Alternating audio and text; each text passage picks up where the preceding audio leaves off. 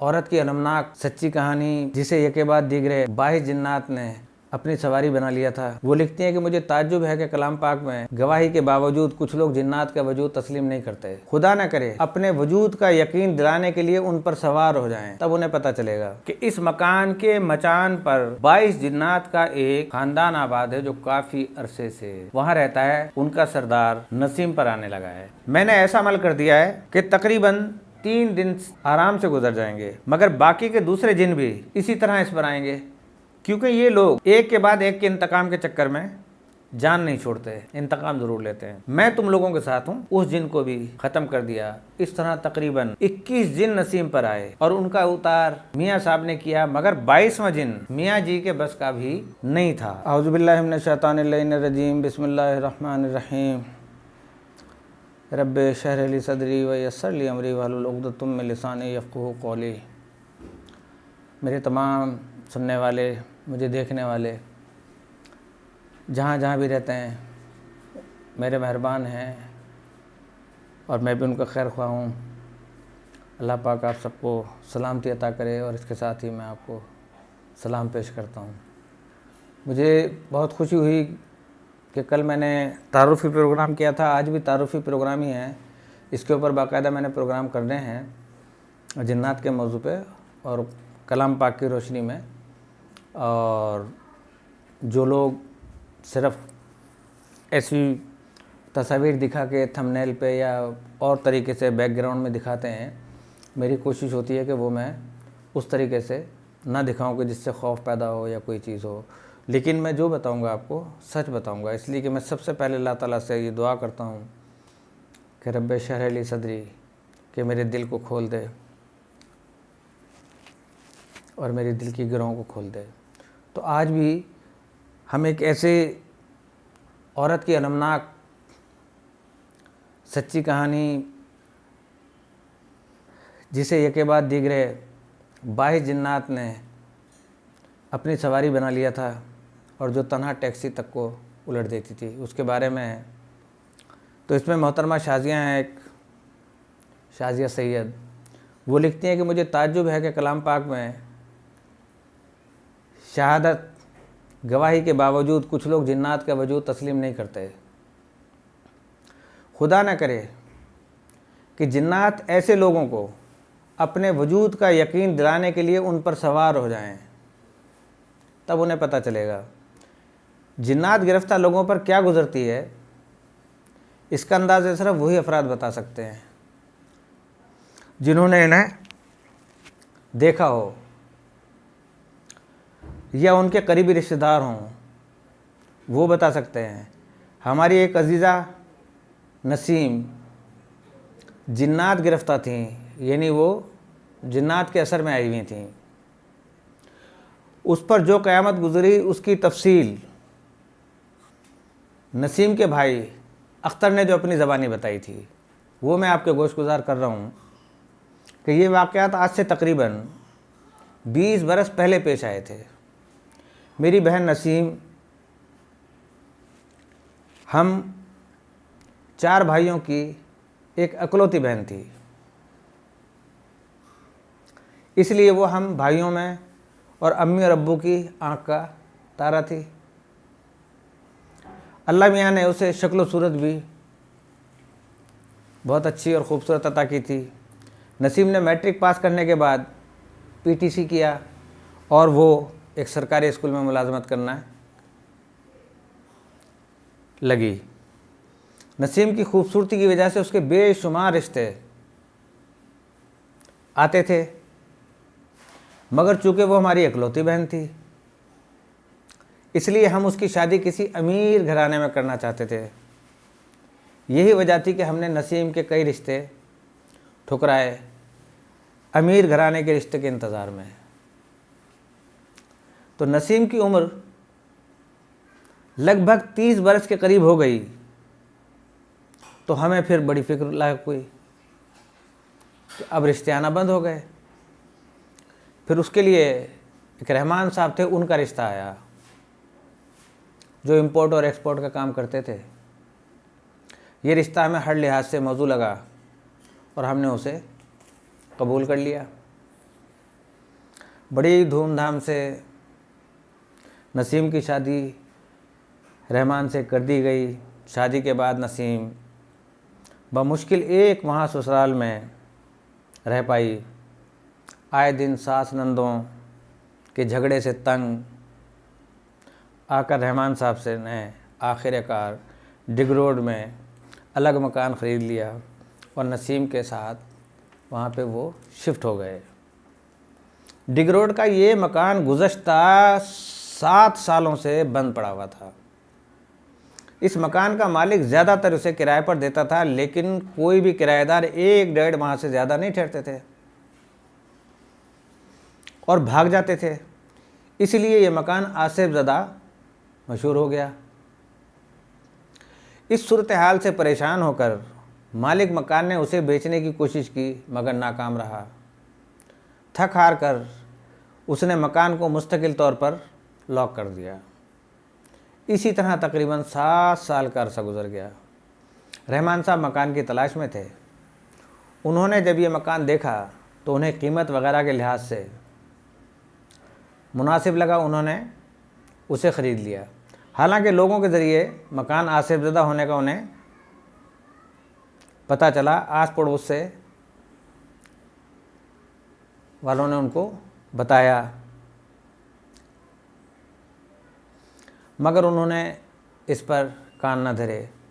वैसे भी वो इन बातों पे ज़्यादा यकीन नहीं रखते थे। रहमान साहब ने मकान की झाड़ पोंछ करवाई और फिर नसीम को लेकर उस घर में आ गए। वो अपने काम के सिलसिले में सुबह को गए, शाम को लौटते थे। इतने अरसे में नसीम घर में बिल्कुल अकेली रहती थी।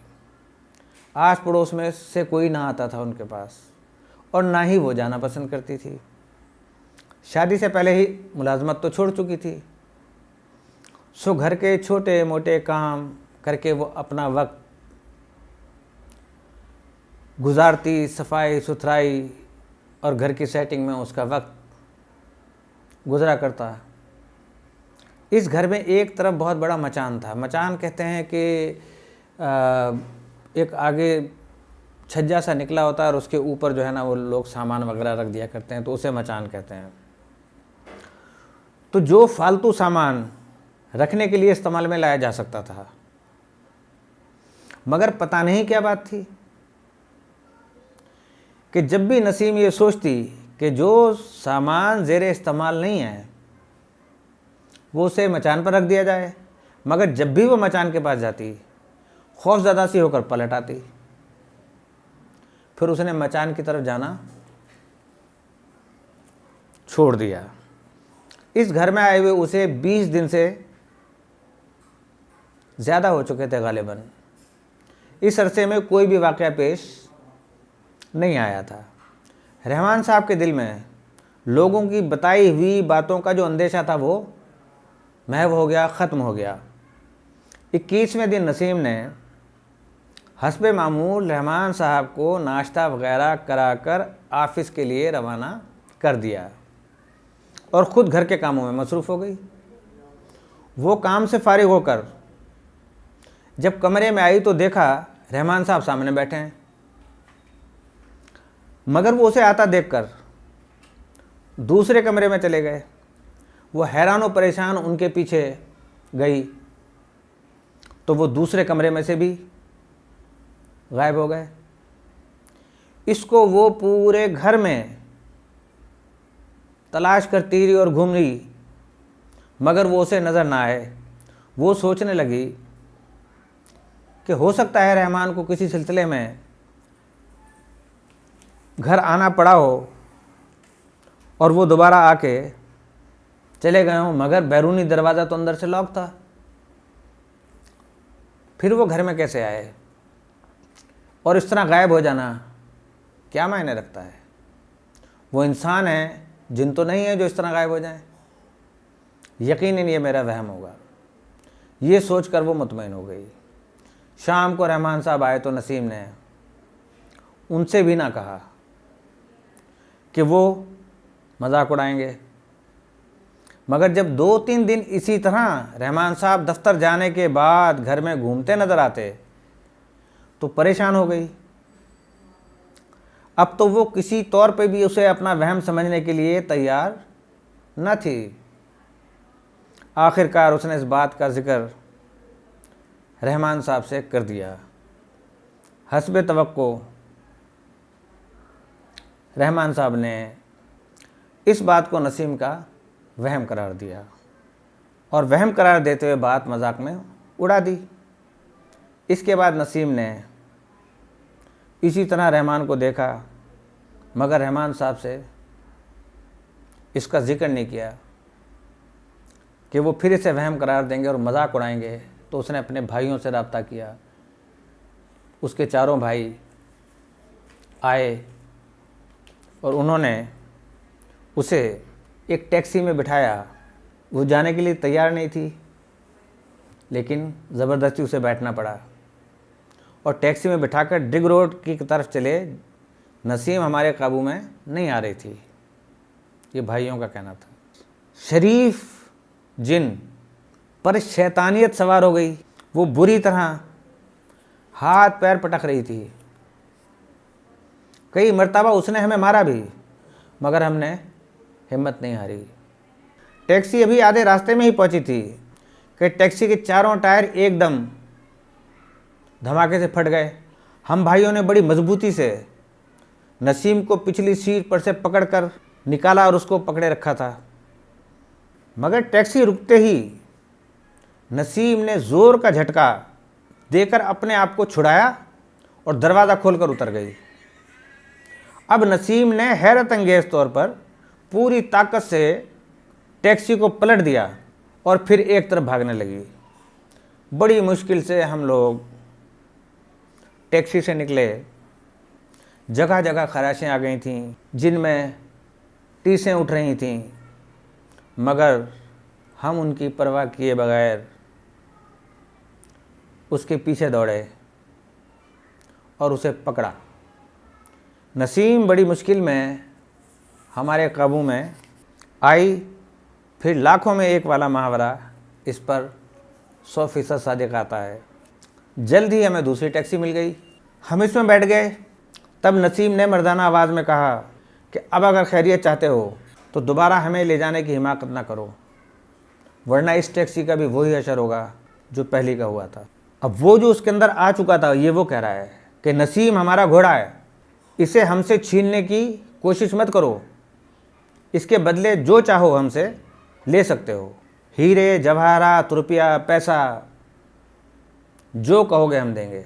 भाइयों ने कहा कि ये हमारी बहन है, इसका पीछा छोड़ दो, यही हमारे लिए काफ़ी है, हमें लालच देने की कोशिश मत करो, हमारी बहन हर शय से कीमती है।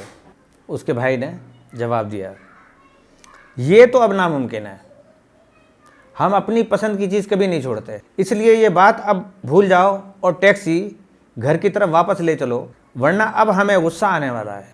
उसने धमकी दी तो हमारी भी जाने की हिम्मत न हुई।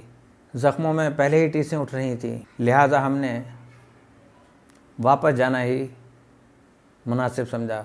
इस तरह हम नाकाम वापस आ गए। मैं एक पीर साहब का मुरीद था, जिनका असली नाम हाजी अब्दुल गनी कादरी और चिश्ती था, मगर वो मियाँ जी के नाम से मशहूर थे।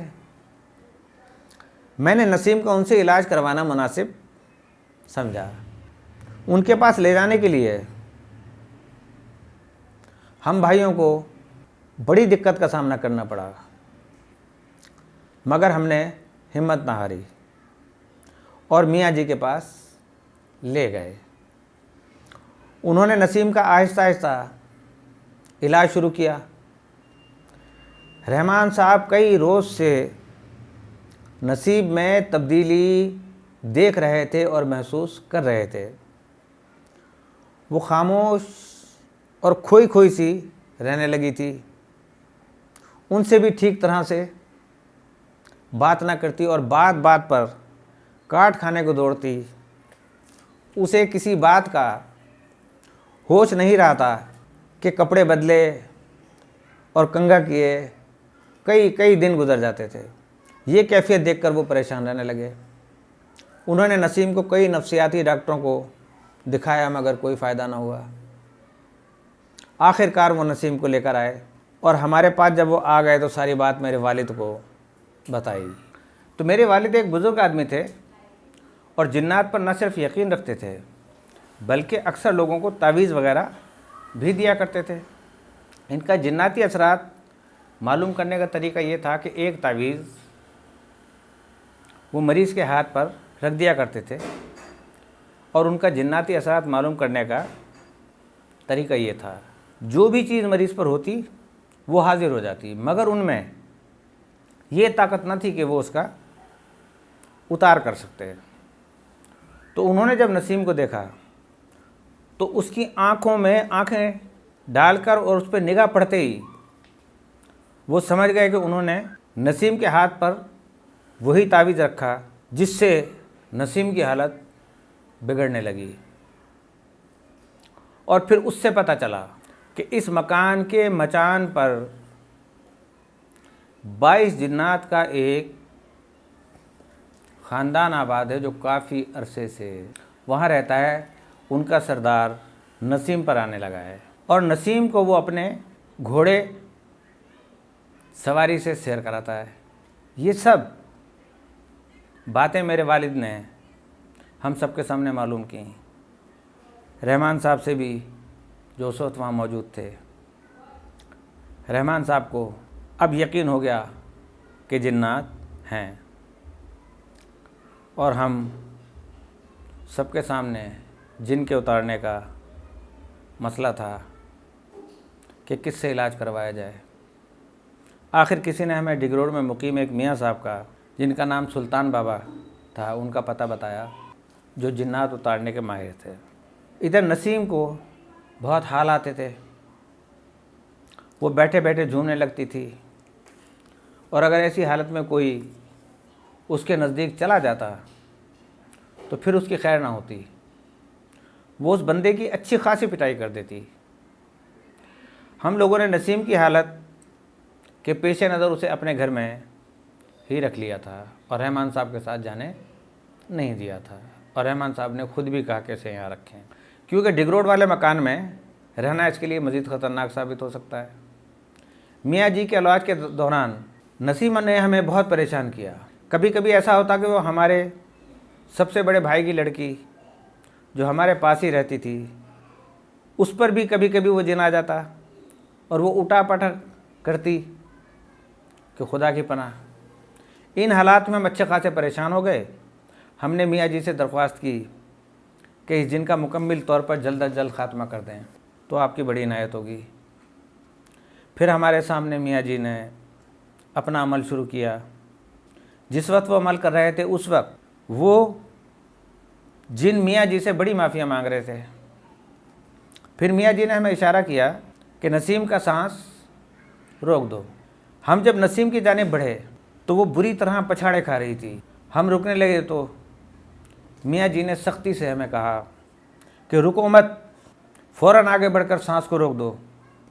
हमने बड़ी मुश्किल से नसीम को काबू किया और उसकी नाक और मुंह बंद करके दबाव दिया उसकी नाक और मुंह पर। वो हमसे संभल नहीं रही थी। हमने बड़ी मजबूती से पकड़कर उसका सांस बंद कर दिया। थोड़ी देर में ही वो ढीली पड़ गई और फिर वो बेहोश हो गई। एक आम लड़की का सांस रोकने के लिए एक आदमी ही काफ़ी होता है, मगर वहाँ 5 आदमियों ने इसका सांस रोका। तो जब आधे घंटे बाद नसीम को होश आया तो मियाँ जी ने कहा कि अब ये बिल्कुल ठीक है, इसे घर ले जाएं। हम ये सोचकर नसीम को उसके डिगरोड वाले घर में ले गए। वो बिल्कुल ठीक है। हमने नसीम को एक कमरे में लिटा दिया और ख़ुद दूसरे कमरे में थोड़ी देर के लिए आराम की गरज से बैठ गए। थोड़ी देर बाद रहमान साहब ये कहकर नसीम के कमरे से और नसीम के कमरे की तरफ चले कि ज़रा तबीयत मालूम करके आता हूँ। नसीम मसेरी पर सीधी लेटी हुई थी और छत को घूर रही थी। रहमान साहब कमरे में दाखिल हुए, एक कुर्सी पर बैठकर नसीम से खैरियत पूछी तो वो उठकर बैठ गई और फिर एकदम मुड़कर रहमान साहब की तरफ देखा उसकी सुर्ख अंगारा आँखों में इस कदर वहशत थी कि एक लम्हे को रहमान साहब जैसा निडर इंसान भी बुरी तरह लरस कर रह गया था। वो घूर कर रहमान साहब को देख रही थी। खौफजदा होकर रहमान साहब ने फ़ौरन ही कमरे से बाहर निकलने में अपनी आफियत समझी। उनकी हालत ख़राब हो गई थी। हमने जब उन्हें इस तरह लरसते देखा तो उनसे वजह पूछी, मगर वो हमें कुछ नहीं बता पा रहे थे। खौफ उनके अंदर बहुत बैठ चुका था। खौफ से उनकी ज़बान गंग हो गई थी। उनकी ये हालत देखकर मैं नसीम के कमरे की तरफ लपका कि देखूं बात क्या है। नसीम बिल्कुल उसी मसहरी पर बैठी हुई थी, उसकी नज़रें नीचे थीं। जैसे ही कमरे में दाखिल हुआ, नसीम ने नज़रें उठाकर मुझे देखा। मैं बयान नहीं कर सकता कि वो कितनी खौफनाक आँखें थीं और कितनी फैली हुई लाल अंगारा आँखें। ऐसे लग रहा था जैसे अभी उनसे खून निकलना शुरू हो जाएगा। मैं डर कर फ़ौरन बाहर आ गया और अपने भाइयों को आकर बताया। मेरे बाकी भाइयों ने भी उसे देखा, मगर किसी की भी हिम्मत नहीं हो रही थी कि नसीम के नज़दीक जाए। तो हमने मुनासिब ये समझा कि मियाँ जी को यहाँ ले आया जाए। मेरे 2 भाई जाकर मियाँ जी को ले आए। मियाँ जी ने बताया कि इस पर दूसरा जिन आ गया है, पहला वाला जा चुका था। मियाँ जी ने उस तरीके से बड़ी मुश्किल से उस जिन का ख़ात्मा किया और हमने फरमाया, बेहतर यही है कि तुम नसीम को अपने घर ले जाओ। मैंने ऐसा अमल कर दिया है कि तकरीबन 3 दिन आराम से गुजर जाएंगे, मगर बाकी के दूसरे जिन भी इसी तरह इस पर आएंगे, क्योंकि ये लोग एक के बाद एक के इंतकाम के चक्कर में जान नहीं छोड़ते, इंतकाम ज़रूर लेते हैं। मैं तुम लोगों के साथ हूँ, जहाँ तक हो सका मैं तुम्हारी मदद करूँगा। यहाँ रहना इसलिए ख़तरनाक है कि ये लोग कुछ भी नुकसान पहुँचा सकते हैं, इसलिए बेहतर यही है कि इसे अपने घर ले जाओ और जैसे ही कोई बात हो तो तुम लोग मुझे फ़ौरन बुला लेना। ये कहकर मियाँ जी चले गए और हम नसीम को अपने घर ले आए। चौथे दिन नसीम की फिर वही हालत हुई। हम मियाँ जी को घर ले आए। उन्होंने उस जिन को भी ख़त्म कर दिया। इस तरह तकरीबन 21 जिन नसीम पर आए और उनका उतार मियाँ साहब ने किया, मगर 22वां जिन मियाँ जी के बस का भी नहीं था। वो काफ़ी ख़तरनाक था। मियाँ जी ने एक नाबीना शख्स रफ़ीक साहब का पता दिया जो हैदराबाद में रहते थे। उनके कब्ज़े में 22,000 जिन्नात बताए जाते थे। उनका पता लेकर मैं ख़ुद उनके यहाँ हैदराबाद पहुँचा और गुजारिश की कि आप मेरे साथ चलिए, और मैं उन्हें घर ले आया। मेरे वालिद ने उन्हें एक अलग मकान जो मुझे दे रखा था और हमारे ही मकान से वो मुल्क था, साथ में था। रफ़ीक साहब को मैंने उस मकान में ठहरा दिया। वहीं पे रफ़ीक साहब नसीम का इलाज करने लगे। रफ़ीक साहब ने मुझसे एक बड़ी बोतल मंगवाई और नसीम को अपने सामने बिठाया। उन्होंने बोतल का कार्क, उस वक्त बोतल ऐसी होती थी कि जिसमें एक नरम सा कार्क होता था जिससे बोतल बंद कर दी जाती थी। उसको आप चाहे टेप कह लें, बंद करने वाला ढक्कन कह लें। तो बोतल का कार्क मुझे देकर कहा कि जैसे ही मैं कहूँ फ़ौरन बोतल पर वो कार्क लगा देना, वो ढक्कन कस देना। उन्होंने अपना अमल शुरू किया। नसीम की हालत बिगड़ना शुरू हो गई। वो अपना सर घड़ी घड़ी ज़मीन पर मार रही थी, पटक रही थी। इस पर सवार 22वां जिन रफ़ीक साहब से माफ़िया मांग रहा था, मगर रफ़ीक साहब ने अपना अमल जारी रखा। थोड़ी देर बाद हमने अपनी आँखों से धुआं के मरगुले देखे जो इस बोतल में मुंतकिल हो रहे थे। जैसे ही धुआं ख़त्म हुआ, रफ़ीक साहब ने फ़ौरन कहा, कार्क लगा दो, बंद कर दो, इसका ढक्कन बंद कर दो। मैंने जल्दी से बोतल का कार्क लगा दिया। रफ़ीक साहब ने कहा कि फ़ौरन जाकर इसे अपने घर की दहलीज में दफन कर दो। मैंने उस वक्त जाकर घड़ा खोदा और बोतल को दफन कर दिया, जो आज तक इसी तरह दफन है। इस तरह इन 22 जन्नात ने मेरी बहन का बड़ी मुश्किल से पीछा छोड़ा, मगर जाते जाते उन्होंने मेरी बहन को बिल्कुल उजाड़ दिया। मेरी बहन की दोनों आंखें ज़ाया हो गईं। उन्होंने उसकी कोख बांधी थी, जिसकी वजह से वो औलाद की नेमत से महरूम हो गई। 2 साल बाद रहमान साहब का इंतकाल हो गया। इस तरह मेरी बहन नसीम बीमार रहने लगी। इन लोगों ने जाते जाते भी नसीम को बुरी तरह तबाह व बर्बाद कर दिया था। और इस वाक़े के तकरीबन 9 साल बाद मेरी बहन इंतकाल कर गई। इस बीमारी के दौरान डॉक्टरों ने उसे मुख्तलिफ़ बीमारियां बताईं, मगर कोई भी सही तरीके से उस मर्ज़ की तशख़ीस न कर सका। तकरीबन इसी वाक़े के 10 साल बाद नसीम का इंतकाल हुआ। इस दास्तान का एक एक लफ्ज़ सच पर मबनी है। अगर किसी को यकीन ना आता हो तो ना आए, लेकिन खुदा ना करे कि किसी का या किसी के साथ कोई जिन किसी को अपनी सवारी बना ले। लिहाजा वो लोग कि जो ये समझते हैं कि जिन्नात वजूद नहीं रखते, तो सूरह जिन का कलाम पाक में नाजिल होना और उन शयातीन जिन से बचाने के लिए अल्लाह पाक ने मौज़े 3 यानी सूरह इखलास, सूरह नास, सूरह फलक ये नाजिल की कि एमरजेंसी का ये इलाज है।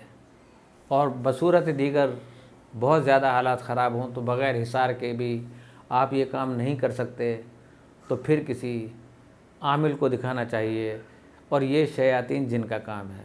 लेकिन जैसे कि मैंने कल बताया था कि अगर कोई मुसलमान जिन किसी मुसलमान लड़की पर आ जाता है और वो उससे बहुत मोहब्बत करता है, तो शरअन उससे शादी जायज़ है, बशर्त ये कि वो इंसानी शक्ल में आकर निकाह पढ़वाए और लोग उसकी गवाही दें। बसूरत दीगर उनकी शादी नहीं हो सकती। आज इतना ही, इंशाअल्लाह कल फिर अपने मौजू पे चलेंगे। और ये भी मुसलसल प्रोग्राम चलाना है। दरमियान में ये तारुफ़ी प्रोग्राम थे और तारुफ़ी फरमाइश थी जिस पे कि अमल किया गया। इंशाअल्लाह ताला बशर्ते क़ैद हयात सिलसिला जारी रहेगा, लेकिन इस शर्त के साथ कि आप मुझे देखेंगे, मेरे प्रोग्राम को टाइम देंगे जैसे मैं आपको टाइम देता हूँ, और प्रोग्राम को सब्सक्राइब करवाने में अपनी मदद करेंगे। अब मेरी मदद नहीं करनी है आपने। अब अपने चैनल को आप खुद ही कामयाब बनाएं। जब आपने मुझे दोबारा आने के लिए कहा है तो अब मेरी कोई ज़िम्मेदारी नहीं है, अब सारी ज़िम्मेदारी मैंने आपको दी। अल्लाह पाक सबको सलामत रखे, और तमाम जहाँ जहाँ लोग परेशान हाल हैं, अल्लाह ताला की मखलूक में से अल्लाह पाक उनकी जान व माल व इज़्ज़त व आबरू और ईमान की हिफाज़त फरमाए, और हमारा ख़ात्मा ईमान बिल खैर करे, और लोगों के दिलों के और घरों के अंदर जो है वो आसाइशें पैदा हों और हर किस्म के रंज व गम ख़त्म हों। इसी के साथ अस्सलामु अलैकुम व रहमतुल्लाहि व बरकातुहू।